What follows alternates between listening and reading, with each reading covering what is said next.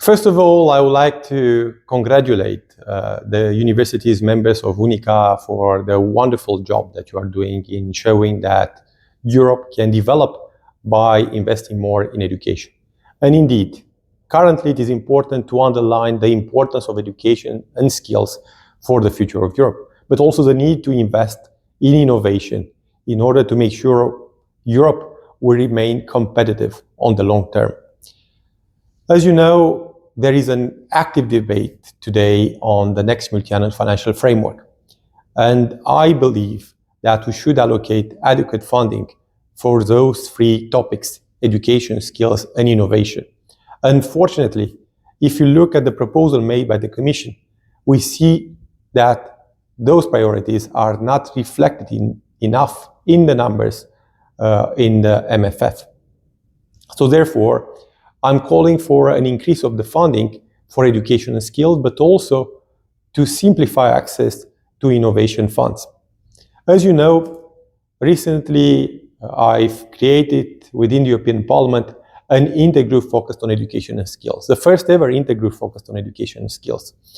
Around 100 members of the European Parliament decided to support this initiative.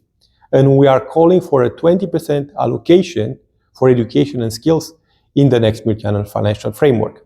Currently, roughly between 12 and 14% goes for education and skills.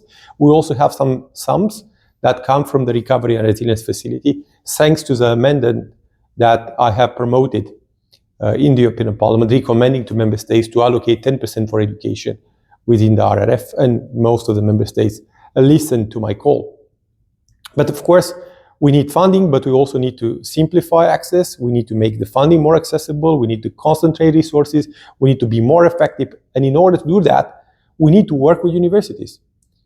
There again, I believe the Commission needs to do more in making confidence in universities, because universities enable us to develop local ecosystems, and universities can bring together different stakeholders and generate innovation.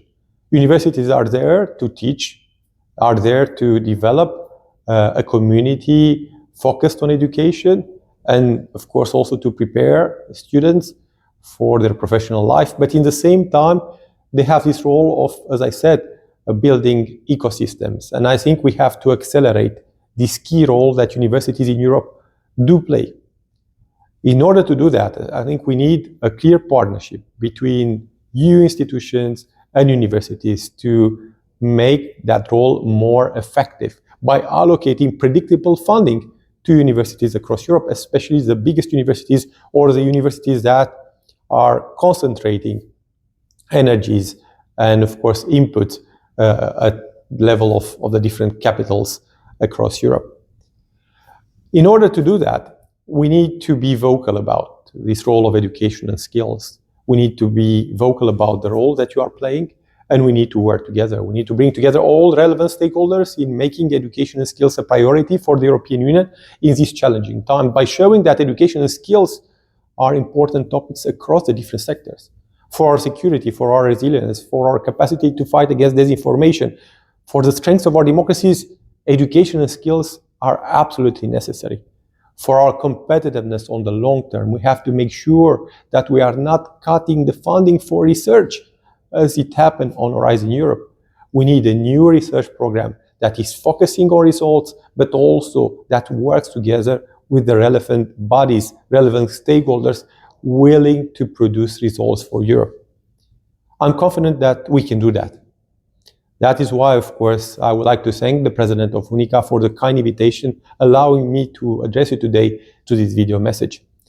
We will continue working together in making education and skills a priority, in showing the potential and also the power that European universities have in the European ecosystem, in making Europe stronger, in making Europe a powerful institution, a powerful group of countries at global level.